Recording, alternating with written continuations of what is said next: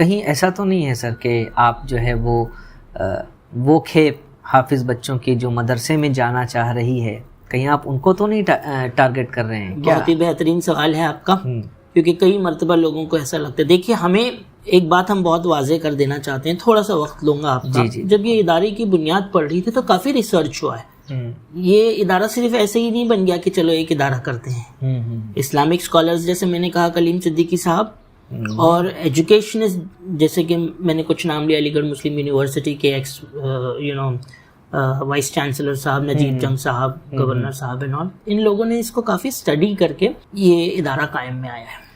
تو جب مدرسوں کی اسٹڈیز ہو رہی تھی تو یہ سمجھ میں آیا کہ مدرسوں سے جو بچے فارغ ہوتے ہیں حفظ کر کے، لاکھوں میں ہوتے ہیں اتر پردیش میں ہی صرف، اور اس میں سے صرف 3% بچہ جو ہے وہ مدرسہ ہائر کوالیفیکیشن، جسے آپ مولویت کہہ سکتے ہو یا مفتی بننے کا جو کورس ہوتا ہے، عالمیت وہ کورس کرنے کے لیے جاتے ہیں. 3% جاتے ہیں، یعنی 97% آف مدرسہ student those who have done حفظ، جو حفظ کر چکے ہوتے ہیں 97%، وہ مدرسے کے ایجوکیشن ہائر ایجوکیشن کے لیے نہیں جاتے.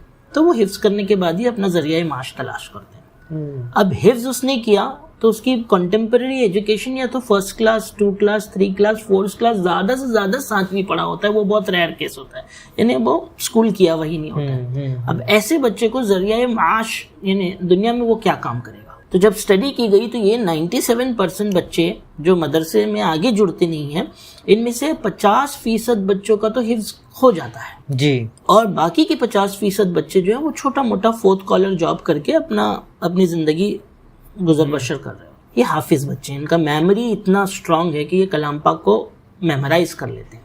اب بتائیے کیا یہ 4th لیول کام کرنے کے لیے حفظ کیا تھا انہوں نے؟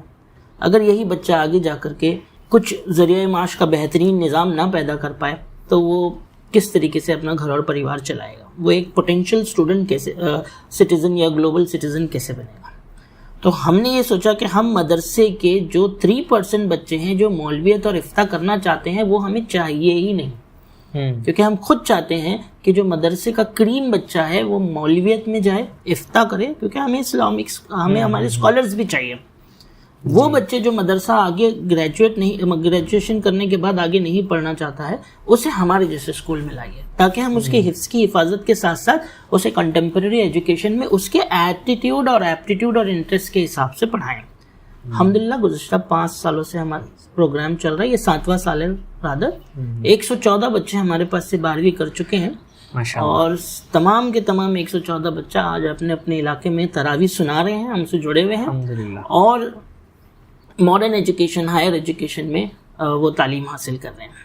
میں آپ کو بتا دوں کہ ہمارے 2 بچے جو ہے MBBS رشیا سے کر رہے ہیں، ایک بچہ ہمارا کینیڈا میں ہے الحمدللہ، 4 بچے ہمارے مینجمنٹ کورسز میں ہیں، 3 بچے ہمدرد میں ہیں، 2 اس میں سے BA LLB ہمدرد سے کر رہے ہیں، ایک کمپیوٹر سائنس ہمدرد سے کر رہا ہے. یہ سارے حافظ بچے ماشاءاللہ. اور 9 بچے ہمارے جو ہے الگ الگ انجینئرنگ کورسز کر رہے ہیں، 14 بچے جو ہے نیٹ کے ایگزامز کی تیاری کر رہے ہیں. اس میں سے جیسے کہ میں نے کہا 4 بچے مینجمنٹ کے کورسز کر رہے ہیں، 4 بچے ہمارے پیرامیڈیکل لائن میں BSc nursing, BSc physiotherapy, BSc آپتھلمنٹری میں.